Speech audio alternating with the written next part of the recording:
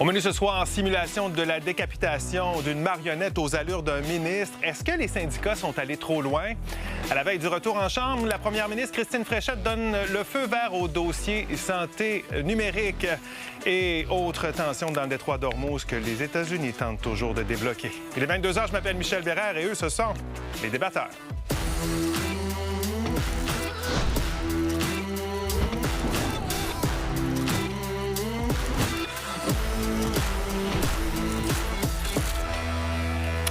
Autour de la table en ce lundi, on commence avec Victor, Justine, Jacinthe et François. Bonsoir à vous quatre. Les mots de l'actualité ce soir, tiens, on va y aller avec une image et du son qui dit tout, en fait.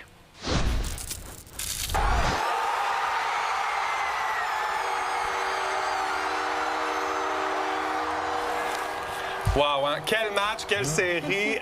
On vous a demandé des mots. Doubi, Dobèche, coupe, espoir, positivisme. Hein? Il y avait toutes sortes de mots pour résumer ce match. Qu'est-ce que vous retenez le plus de ce match et de cette fin de série? Bien, moi, Dobèche me fait penser... Là, j'ai l'air d'un vieux là, qui parle que dans le temps, là.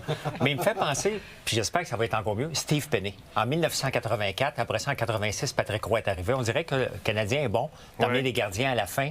Et Ken Dryden avait fait ça aussi, donc voilà. C'était un match stressant parce que les deux équipes étaient vraiment à forces égales. Donc, c'est devenu un match de gardiens. C'est ça qui arrive dans ce temps-là. Fait que moi, j'avais choisi le mot « doubi » pour « doubi-doubi-dou ». C'est ce qu'on dit quand c'est Dobèche qui arrête la rondelle. Ça sent un petit peu plus la coupe. On est encore loin, mais quand même. Tu sais quoi, ça fait du bien que ça sente la coupe. On va y croire jusqu'au bout, c'est parfait comme ça. Et c'est ce qui te fait dire positivisme également. Oui, ça ramène l'espoir, ça fait converger tous les Québécois autour de cet espoir-là et autour de cet esprit plus positif dont on avait tant besoin. Oui, enfin quelque chose de positif qui rassemble les gens. Donc, belle manifestation de bonheur après cette victoire du CH. Mais samedi, on a eu droit à un autre type de manifestation. À l'occasion, cette fois, de la Journée internationale des travailleurs, on nous dit avoir utilisé une démonstration carnavalesque pour passer un message.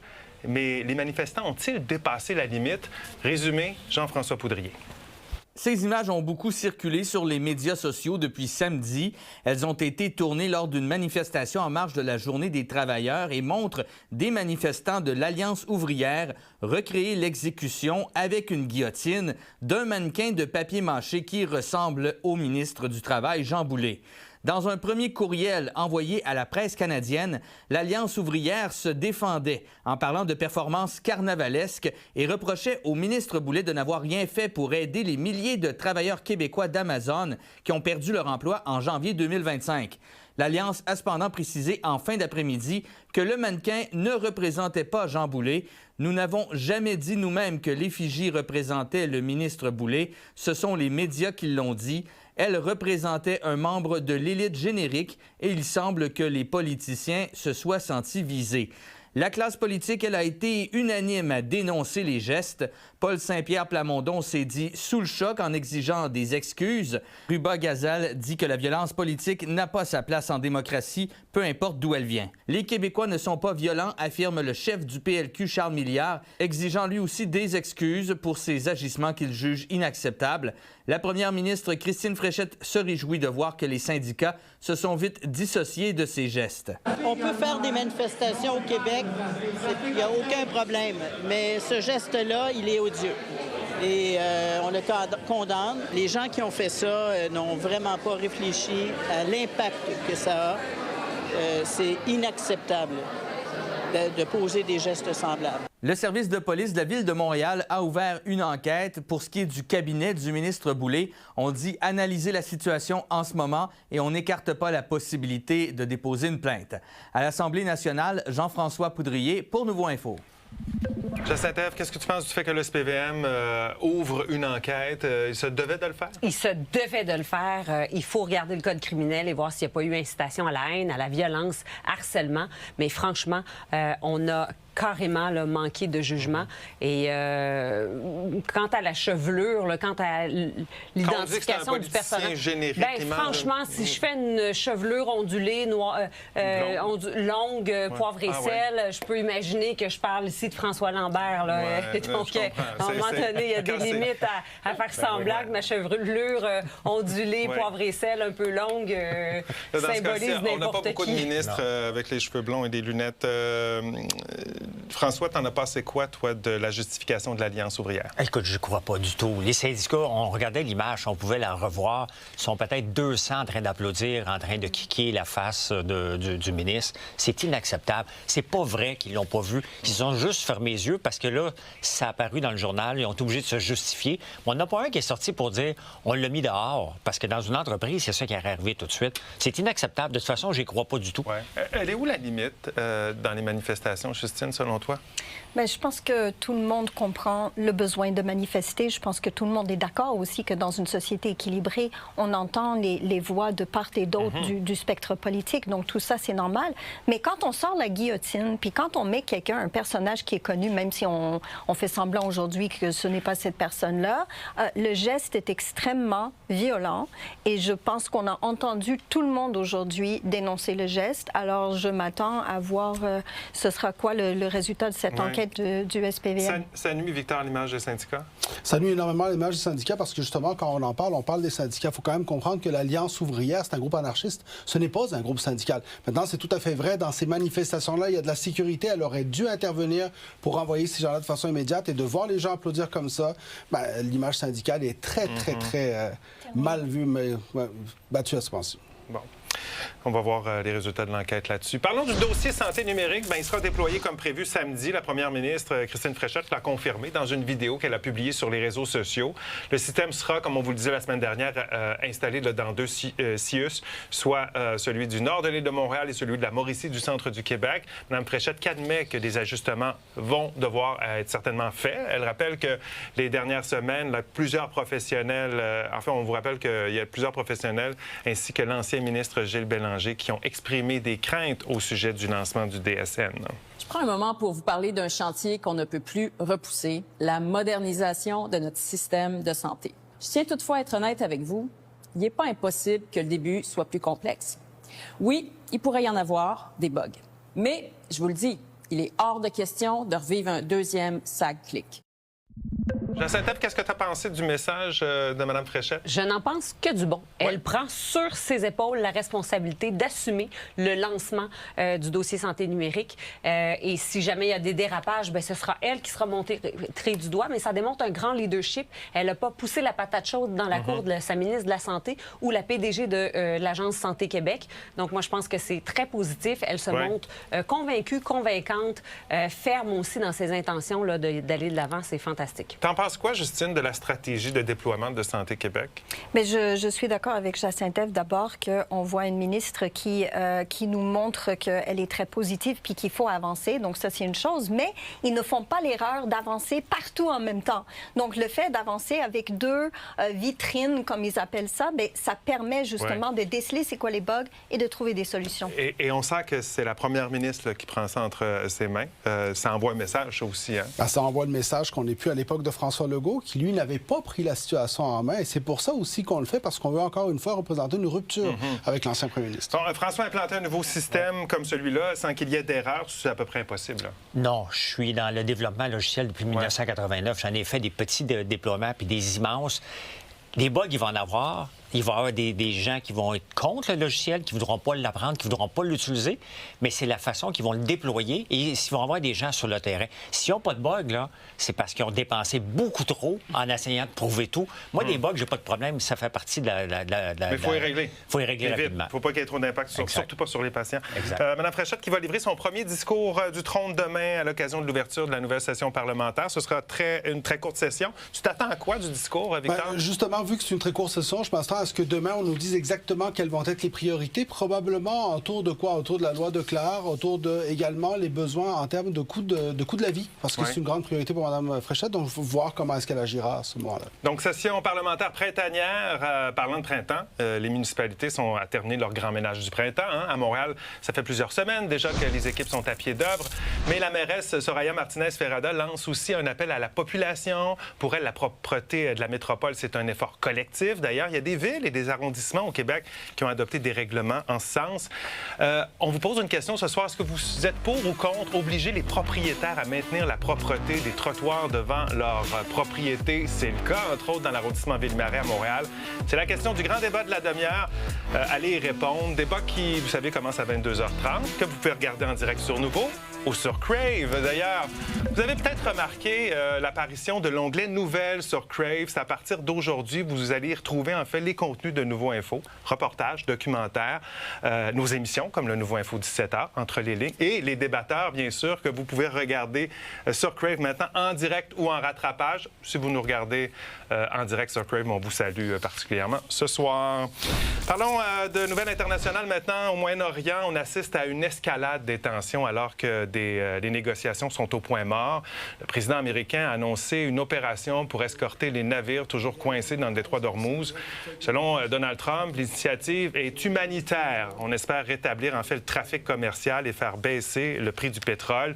L'Iran a immédiatement mis en garde l'armée américaine. Si elle s'approche de la voie navigable, elle sera attaquée. Et les États-Unis en ont rajouté en fait en disant que si l'Iran bombarde des bateaux américains, le pays sera rayé de la carte carrément. On retourne avec ces grosses menaces-là. Justine, comment tu vois cette nouvelle escalade dans le détroit d'Ormuz? Bien, déjà, il y a Donald Trump qui nous a annoncé que la guerre était terminée puis que les États-Unis ont clamé la victoire, alors qu'on voit que c'est pas du tout le cas. Donald Trump est vraiment dans de l'eau chaude en ce moment. Il y a 61% de sa population, selon le dernier sondage Ipsos, qui est contre cette guerre. Et pour lui, c'est un gros problème. Alors, pour moi, ça rappelle 2003, quand on avait George W. Bush qui proclamait mission accomplie après 6 semaines de la guerre en Irak qui a fini par durer 8 ans. Donc, j'espère qu'on ne se rendra pas là. Est-ce que, Jacinthe, les États-Unis doivent absolument se doivent d'escorter les navires qui n'ont rien à voir avec le conflit, là? Ça n'a rien à voir avec le conflit, mais ça rappelle un peu l'époque des années 80, lorsque l'Iran aussi, dans la même... ça rappelle le même contexte où l'Iran aussi avait menacé des navires pétroliers et les États-Unis avaient escorté les navires pétroliers. Là, c'est plus... risqué pour l'escalade parce qu'on a plus d'acteurs qui sont en lien, qui sont touchés. On l'a vu avec les Émirats arabes unis qui ont été touchés aujourd'hui. Alors, c'est sûr que la situation est plus explosive. Est-ce que la communauté internationale, Victor, doit en faire davantage pour régler ce conflit-là? Pour moi, ce conflit-là est un grand constat d'échec sur son influence à la communauté internationale parce que, dans le fond, on est embourbé dans une situation où est-ce qu'en ce moment, tout dépend de 2 pays, notamment des États-Unis, alors que la communauté se vante de ne pas avoir besoin des Américains tant que ça démontre que c'est faux. Alors, on n'a pas l'impression que ça va être fini de sitôt, cette guerre-là, François? Je suis pas mal du même côté que Justine. Hein? 1 an, 8 ans, 10 ans, on le sait pas. T'sais.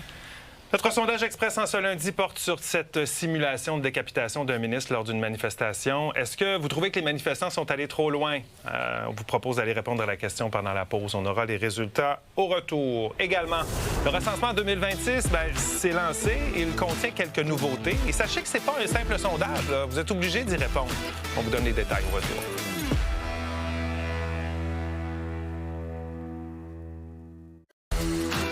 Alors, simulation de décapitation. Est-ce que vous trouvez que les manifestants sont allés trop loin? Vous avez répondu oui à 79 %, non à 21 %.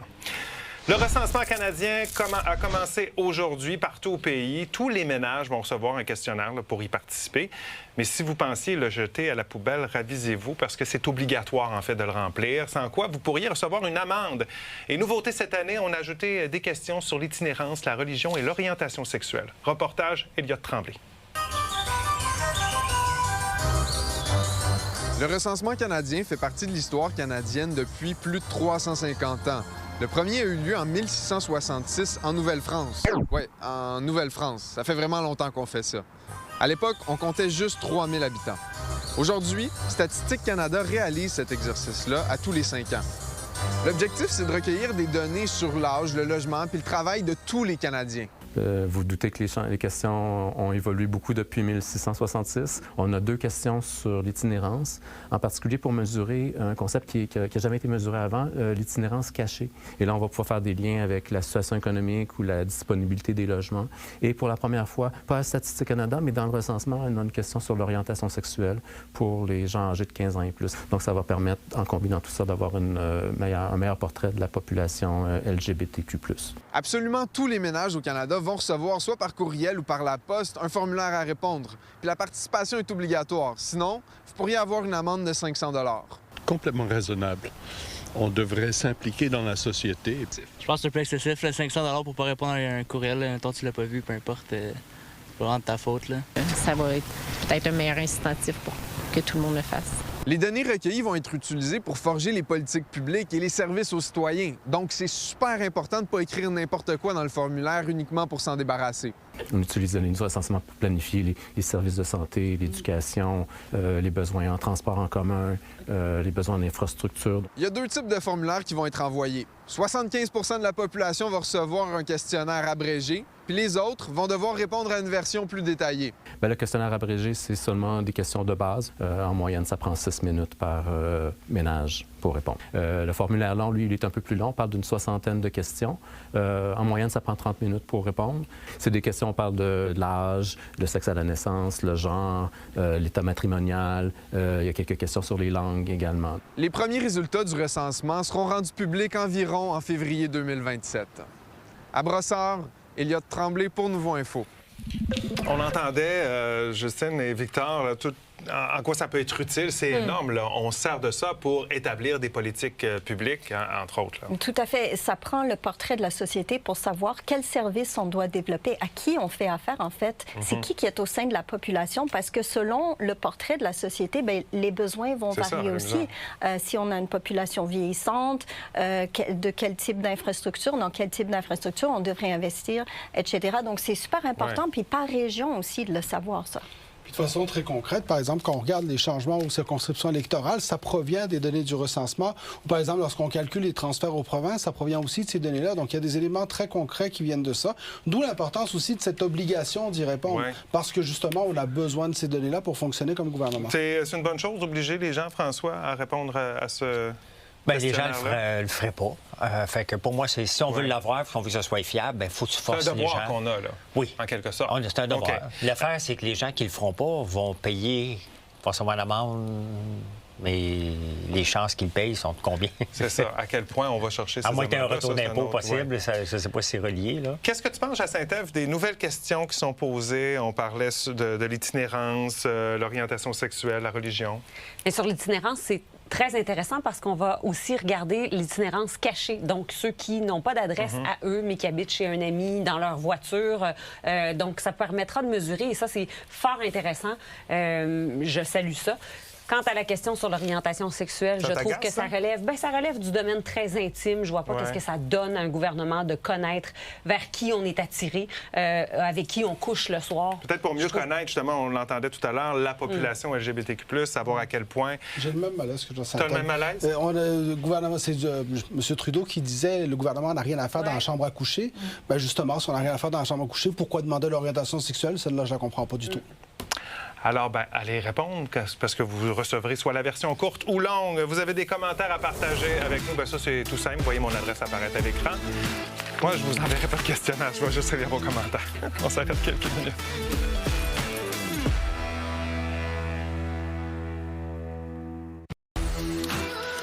Montréal célèbre cette année les 50 ans de la tenue des Jeux d'été de 1976. Oui, un événement prestigieux et festif qui a permis à la métropole de bénéficier de retombées importantes. Mais il faut quand même pas l'oublier, ça a coûté quand même assez cher.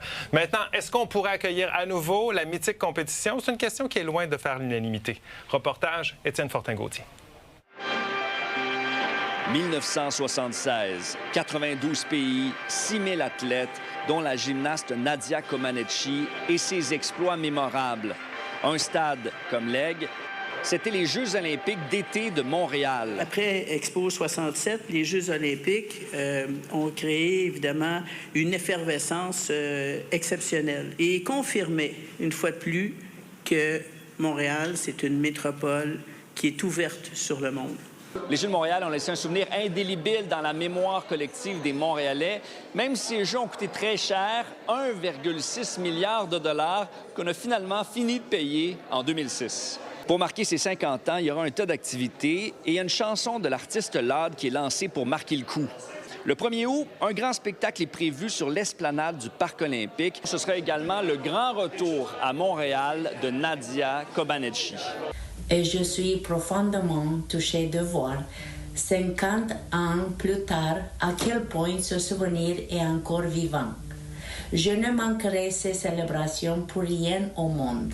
Mais est-ce que le Canada pourra accueillir de nouveau les Jeux olympiques dans un avenir prochain? La question se pose. On pourrait même rêver à des Jeux d'été, par exemple, avec une candidature mixte de Montréal et, par exemple, avec Toronto. Moi, je pense que de poursuivre les ambitions, justement, d'accueillir le monde au Canada, c'est quelque chose de prioritaire. S'il y a une certaine ambition du côté du Comité olympique canadien, du côté politique, c'est pas mal plus flou.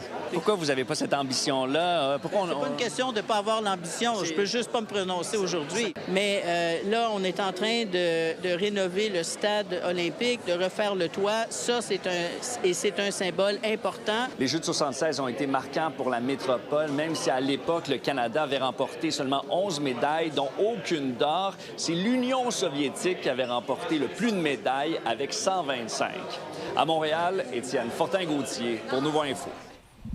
Bon, je me tourne autour de la table. Il y en a juste un qui les a vécu un peu, qui était né, qui s'en souvient. Oui. François, c'est important de commémorer ces Jeux-là? C'est important. C'est un peu paradoxal que les Olympiques, en 1976, le toit n'était pas fini. Et là, on commémore les 50e anniversaire. Et il n'y a pas de toit en ce moment. Il est dans la construction. Ça me fait rire un peu. Ouais, mais oui, c'est important parce qu'il y a quand même Nadia Comaneci, la première fois qu'on voyait un 10, qui était avec un logiciel fait par la compagnie DMR ici à Montréal, qui n'avait pas prévu qui était pour avoir un 10. Donc, il y avait une erreur. Je pense que ça avait affiché 1 ou 9-9. En tout cas, il y avait un problème. Et c'était à cause de logiciel, justement, qui n'avait pas prévu pour ça. Jacinthe-Ève, on parle de toi. Tu aurais aimé ça que le stade soit terminé pour commémorer ses 50 ans? Je trouve qu'on a manqué de planification. Effectivement, on savait que ces festivités s'en venaient et on n'a pas assuré que le stade olympique soit prêt à temps. Je trouve ça tellement déplorable. Mais en même temps, j'espère que ces festivités vont nous ramener cette impulsion d'avoir de l'ambition. Bon, est-ce que, je vous pose rapidement la question à vous deux, est-ce que Montréal devrait redéposer sa candidature pour avoir ces Jeux-là un jour? Ben, pourquoi pas? Je trouve que c'est un bel événement. C'est l'occasion d'inviter tout le monde chez nous. Puis si on a mis tout cet argent-là dans le toit, bien, il faut bien s'en servir éventuellement. On n'a plus les moyens de le faire. Si on avait voulu commémorer comme il faut, on aurait accueilli la Coupe du monde de la FIFA pour ce 50e anniversaire. À la place, on a craché dessus. Quand je vois les politiciens aujourd'hui venir commémorer, je suis comme... Faisons des mais pour les Olympiques, on pourrait faire ça avec une autre ville également. Là, avec plusieurs autres villes, ça plusieurs, parce qu'il faut séparer la facture maintenant. Plus les moyens. Voilà comment on a vu l'actualité à vos cellulaires, tablettes. On va parler de ménage du printemps.